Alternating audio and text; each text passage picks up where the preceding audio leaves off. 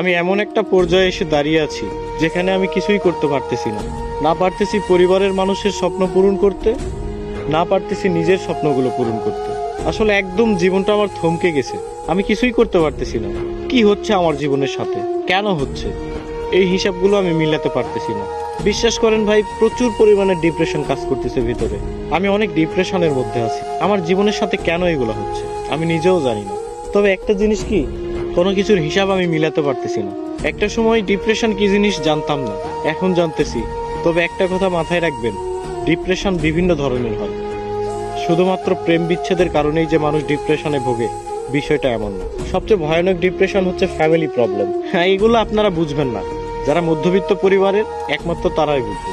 Depression অনেক কঠিন একটা জিনিস।